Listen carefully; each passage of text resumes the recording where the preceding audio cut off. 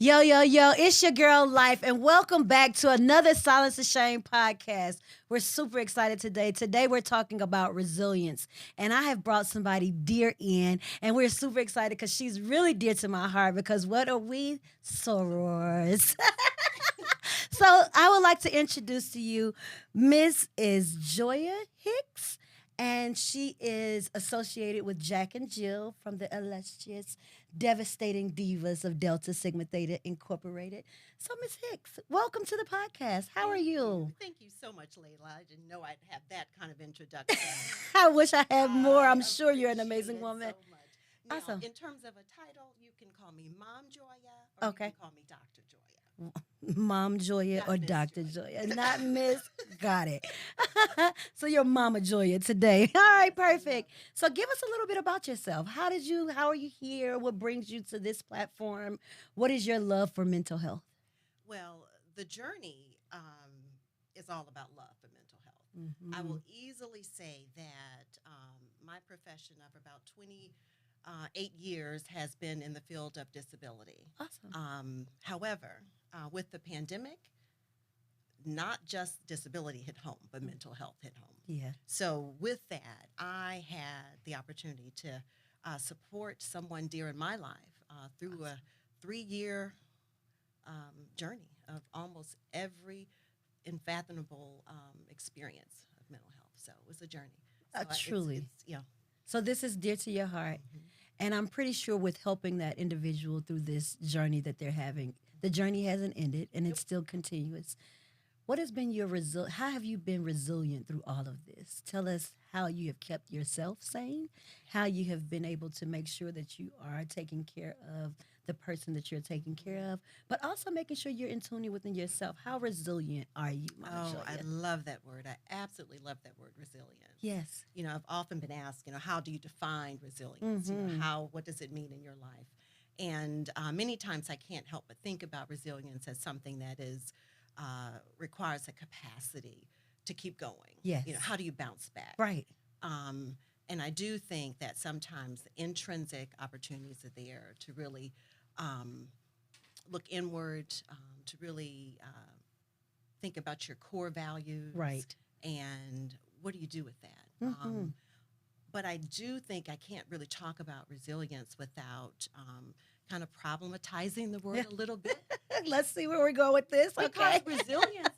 resilience almost say like fix it yourself, pull Pretty yourself much. up by the bootstraps? Pretty much. We really have to look at what is causing the trauma. That's it. That underlining issue. That if we don't get to that, there's no way that we can pull ourselves out. If we don't identify what's really holding us down, then we're really doing a disservice to ourselves. So tell me, how do you identify what's holding you down, and how do you?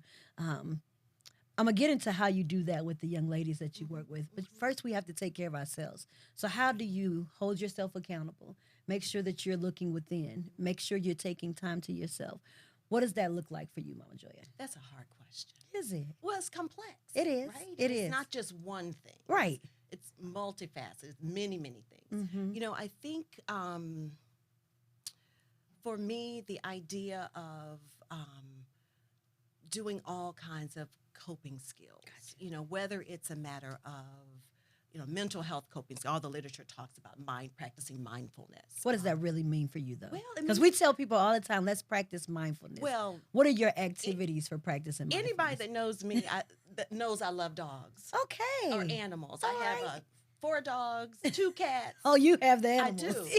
I do. Okay. I do. And what do they do for And you? so it takes me to my happy place. But Okay. actually, they're therapy. Yeah, It's a therapy it is. experience. Mhm. So I do think different kinds of coping skills have to be unique to what your interests are. Nature is easily one. Yes. Being outside. I do think that going back to kind of the word of resilience, I do think we really, really, really have to think about what are some of the infrastructure, Around what are us. some of the Yeah. right, what are some of the issues that I didn't cause? What are some of the things that are happening around marginalized groups, issues of oppression, you know, Those different things that hold us in those places mentally, because it's a mind. You have to have a mindset in order to be set in a place, right. but you have to have a mind shift in order to remove yourselves out of that place. And now you work with many young women. Tell us a little bit about how you're associated, why and how you're associated with the Jack and Jill. Is it incorporated? It is. Absolutely is. Absolutely is. Just wanted to make sure we were clear. Jack and Jill. Absolutely. Jack and Jill of America Yes. Incorporated. And I belong to a chapter, Fayette County area chapter, which is Amazing. a little bit south of Atlanta. Okay. And in that chapter, it's not just the girls, it's the boys and the girls. And, I do think that a lot of the focus that we have with our kids is academics. Yeah. It struggles me to really say that you want to press your kids, you want to set them up for success, you want them to have that hunger, you want them to have that drive, but often at what cost? Yes. So we do have to really check in with them. And so we do have lots of activities that really teach them to have that dialogue. How are you today? It's okay not to be okay, but embracing, that very moment. So we'll have panel conversations. We'll have opportunities for boys to talk about what is it being a young Black man in the South. Big conversation. Right. Very impactful. Right. Many layers in there. Absolutely. All the way from microaggressions to some major discriminatory Right. kinds of things that happen on a day-to-day. And so you do this with those young children. Are you a mother yourself? I am a mother And myself. and so how does this influence your parenting? Because I know we're quick, and I work with a lot of young people, and I can go tell parents of how to listen to your children or how to make space for them. But sometimes I neglect doing that within my own household. So how does this work influence your parenting with your own children? I'm not sure if they're younger or older, but parenting never ends, I hear. It is an ongoing task. It is. Parenting is the hardest, most important, I think, role It is. I've ever had. Same. All while being rewarding and fulfilling. Right. All in the same. Yes. I guess to really address your question, to the fact of how do I really use what I do with my work and my volunteerism. So Right. Jack and Jill of America is totally volunteerism. We are a group of moms that are like-minded. They give back. Yes. Yeah. They give back. Pulling them up. Exactly. Because if we don't do it and we don't help them lay the foundation, then who's going to do it? Someone did it to us, and so we're supposed to be doing it to them. But with that and having that understanding and taking what you learned from working with the young children at Jack and Jill, both boys and girls, because I think many of us think that just Jack and Jill is just for the girls.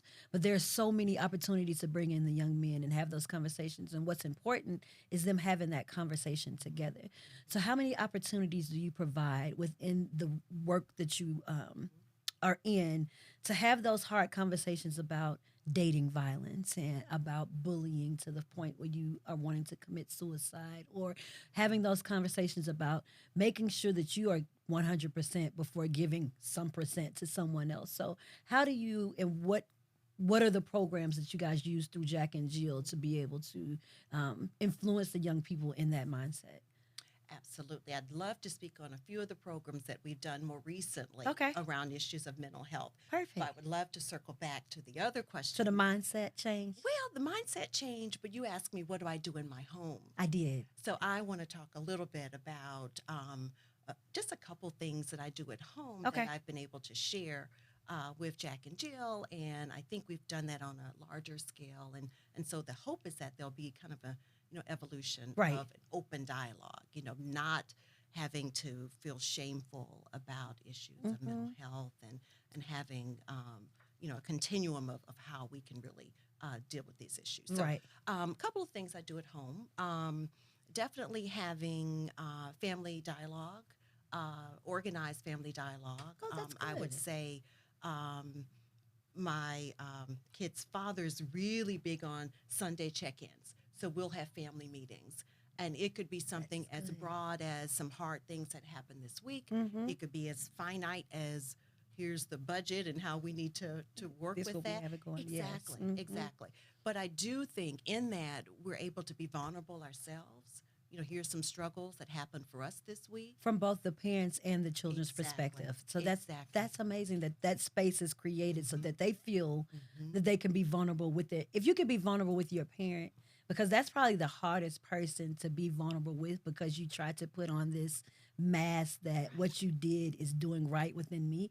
And so it's really hard for us as children to go to our parents and say, um, I didn't like the way that happened, or I wish you would have came to me and asked my opinion in this situation. And so having those Sunday check-ins in your household, how has that shifted how you incorporate youth voice into the decision making, the budget, what you were speaking of, and how you have those hard conversations and how you allow them to lead in those conversations maybe? I love that question, Layla. I do. I guess I really have to think about the fact that my household, until very recently, had four generations Wow. in our home. Four different mindsets. Exactly. And so, with that, Right. four different opportunities, four Yes. different frameworks, four different paradigms in which to really deal with conflict, Mm-hmm. in which to really process any of the emotions, ways to deal with emotion regulation. How do you begin to use those coping skills at different levels? So I think the best answer is experience. Mm-hmm. Just to go through those hard-lived experiences. Speaking of four different generations, I'm glad we went there. Well, you went there. In today's digital age, how do you manage the screen time with the young people that you work with? Or how do you incorporate it? Because, again, we're coming into a new age and we have to adapt new ways to be able to reach out to young people. And so you've created this space in your own world. Well, Sunday check ins is what we do. So now they know that. And so the children know that on Sunday, I can chime in with mom, or either, oh, Lord, I got to chime in with mom on Sunday. It's either way, but within your own work that you do in this new digital age and this new millennial um, population that we are working with, we see a lot of more depression. We see a lot of more anxiety, and we see a lot of more young people not being able to regulate their emotions. So how and it's all because of they're so focused on who's watching me or who's liking me, and they have this phone in their hand. So how do we not take away their era, because they only know iPhones and iPads and digital sources. How do we incorporate that in what we're trying to teach them, and how do we get them to see that we're not trying to change you? We just want to make sure that you're okay in the space that you're in. So, one, how do you utilize the digital space and digital age to be able to reach your youth more effectively? Because sometimes we have to come into the space that they're in. And then, how do you make sure that they're safe within that digital space when you're not around? Oh, I love that. I mean, that's the quintessential question in terms of technology, because we see so many articles that do talk about issues of bullying and social Mm-hmm. media. We read a lot about being able to limit screen time and the issues that may cause around issues of attention, Right. and so on and so on. Mm-hmm. I am of the philosophy we have to lean in. I mean, I'm with you. my kids have had technology since probably the age of 5. Yeah. And so, sure, there are absolutely applications out there that do allow you to track them, and I actually do believe in the security part. Forgot about that.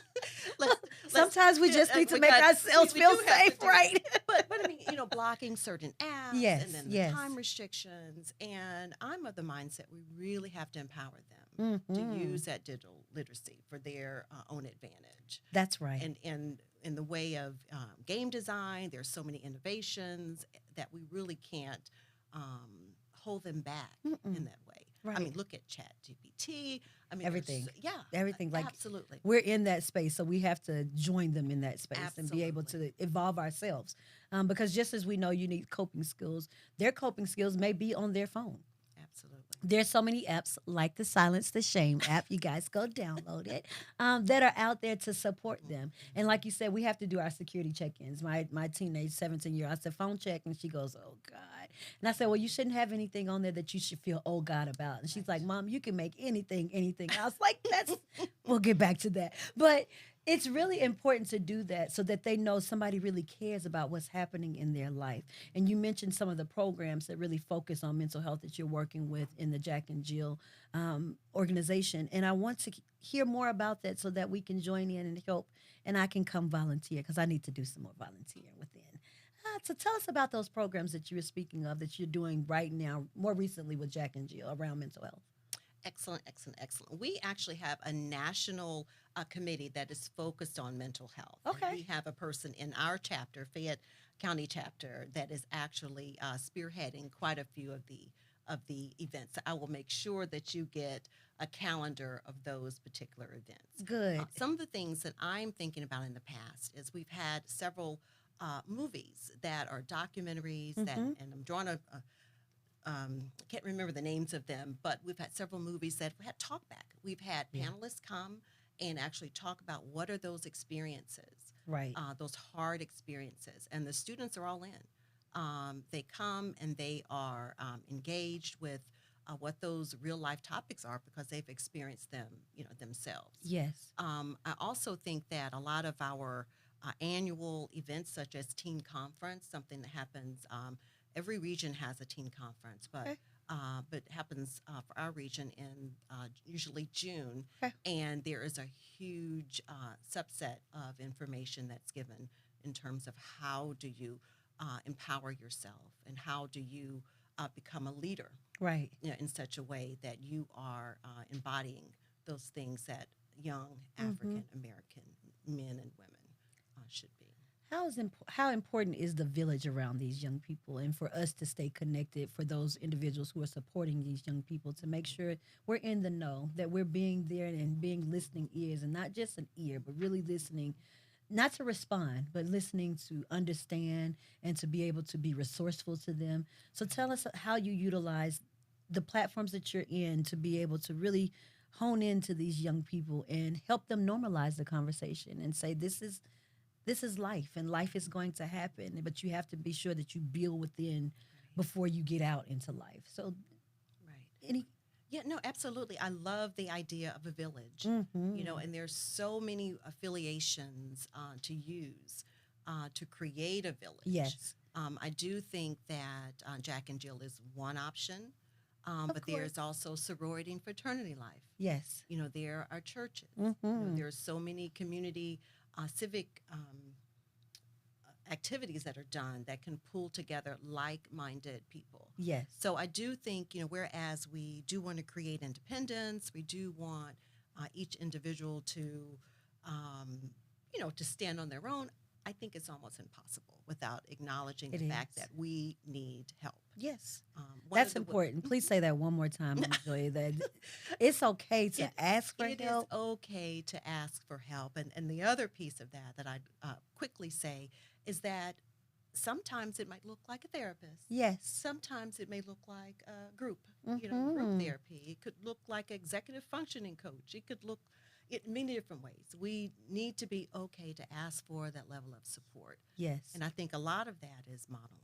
Modeling is great, and like Mama Joya said, it's not always treatment. It's you can go from talk to treatment, anywhere in between there. Sometimes you just need someone to talk to, and sometimes you do need treatment. Sometimes your chemical imbalance is that far off that you need to be able to have medication to help balance you out. But again, mental health is something different for everyone, and how you support your mental health and how you build your strengths around your mental health may look different for each and every one of us.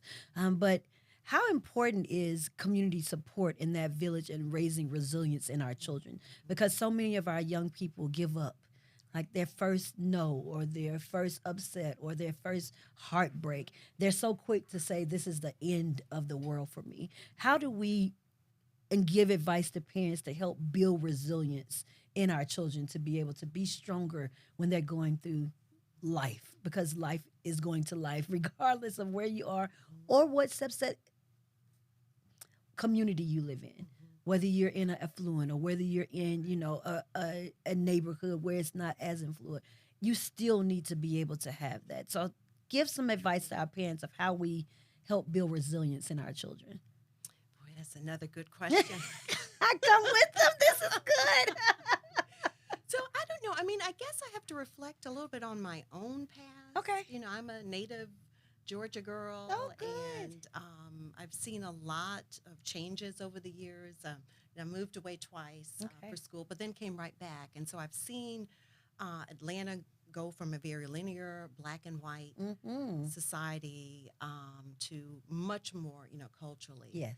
diverse. So Yes. when I think about, the supports of the community, I remember my mom bought a house in a middle class neighborhood. It was just the two of us, and in a matter of years, it went to 20% black to 20% white. I mean, it was white flight. That was Wow. what They were was- out of there. Mhm, exactly, and I couldn't understand that for the life of me. How the Mhm. resources changed in the neighborhood. How Yes. so many of the things, really changed. But it was Right. those hard conversations that I mentioned before, with my mother and then my stepfather, about why don't we have the kinds of opportunities and access, Mhm. that others do.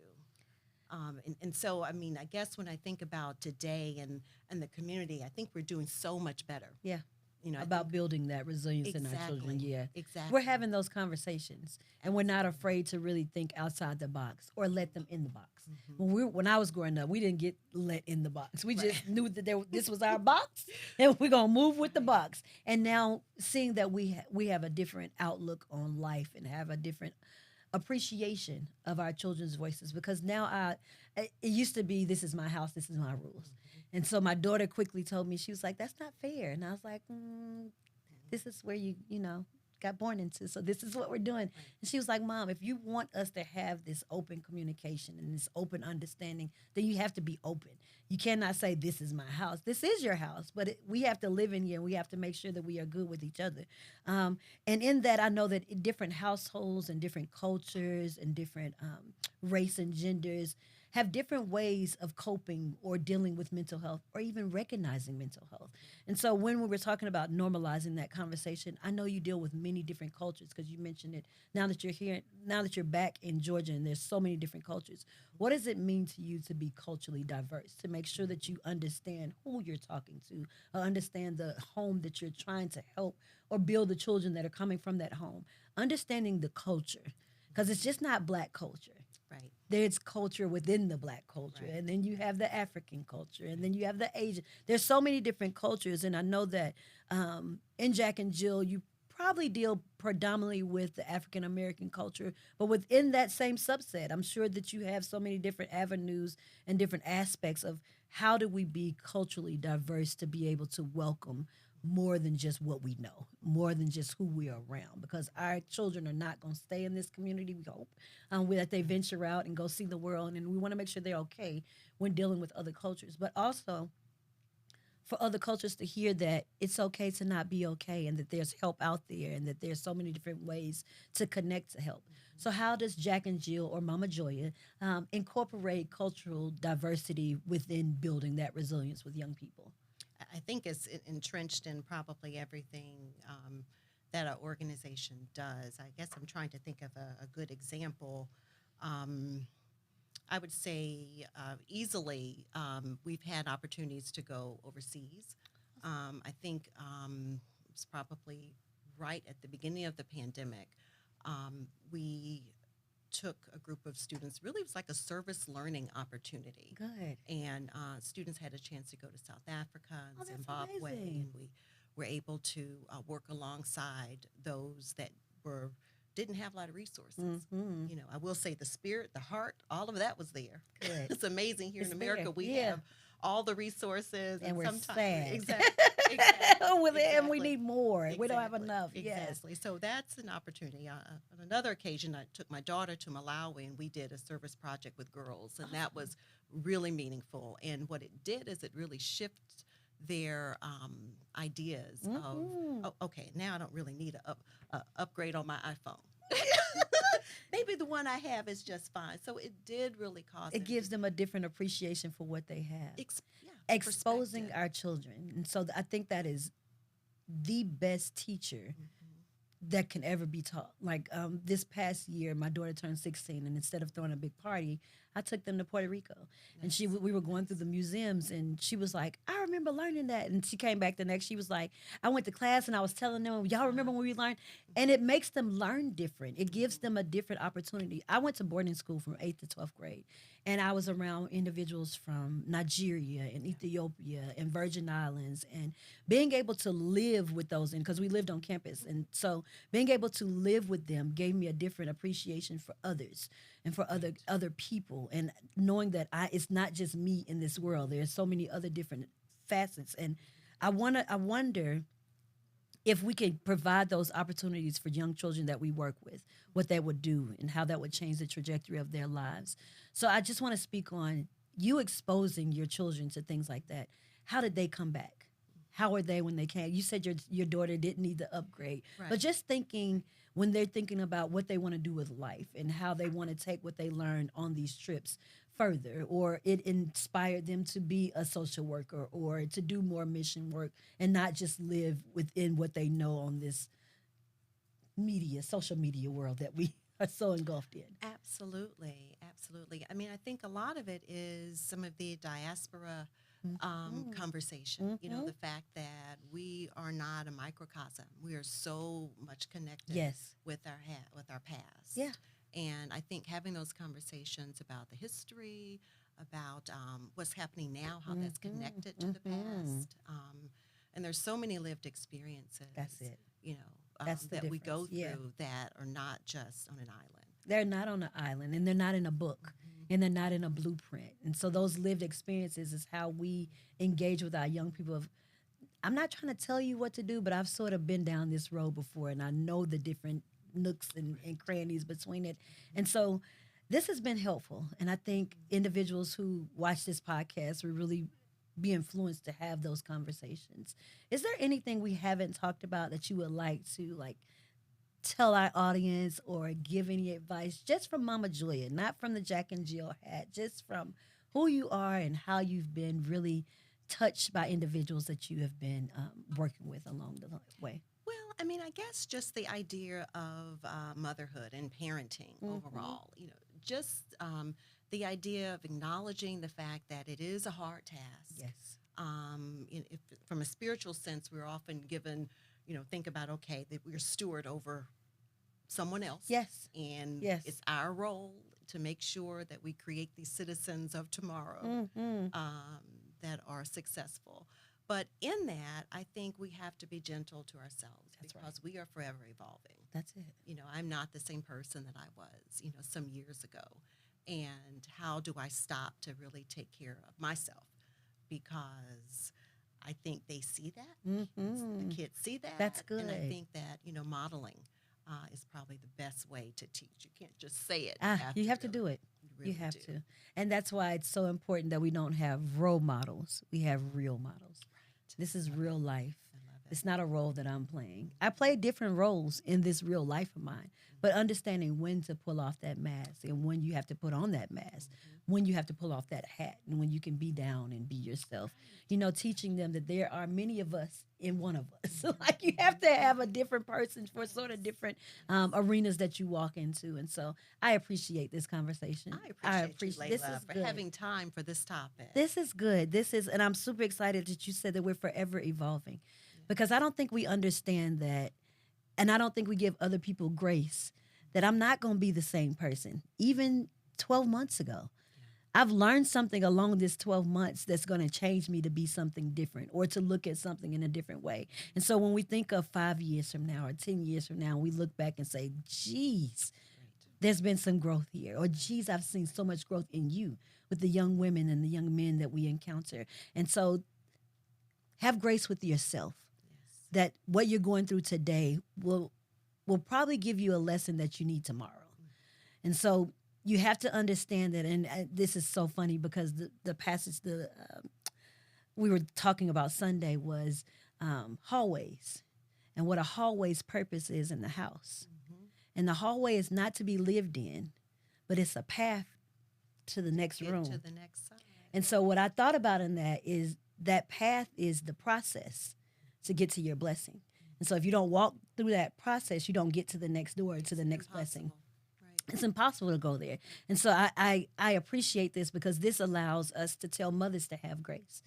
To the young women that we work with and the young men that we work with, have grace for yourself, for your mom, for adults in your life. We're all learning this together, and none of us have been here before to understand what's going to happen next. So, Mama Joya, thank you. Thank you. Thank you so Layla. much. I This is appreciate good. you. This is really good. So, tell us how we can find you or we can volunteer and help you on any of those events. Let the audience know. Well, I will say the website for Jack and Jill of America is at your disposal if you were interested in finding out more about the organization. Thank you so much, Mama Joya. This was good. I was here with my own Sora in the building. This is just an amazing. Today has been a great Monday, and for us to have this conversation and understanding what it has been to really give someone the opportunity to be vulnerable or give someone the opportunity to mess up. Like, life is life, and we're not going to get everything right in the same day. So again, we would like to thank you for joining us for another great podcast. Thank Mama Joya for joining us. And again, we want you to free your feels, take time, save a life, and silence the shame. And don't forget, we want you to like, comment, share, and subscribe to this podcast show because we have lots of great conversations. But again, in order to make this happen, please text silence to 707070 and have an amazing day.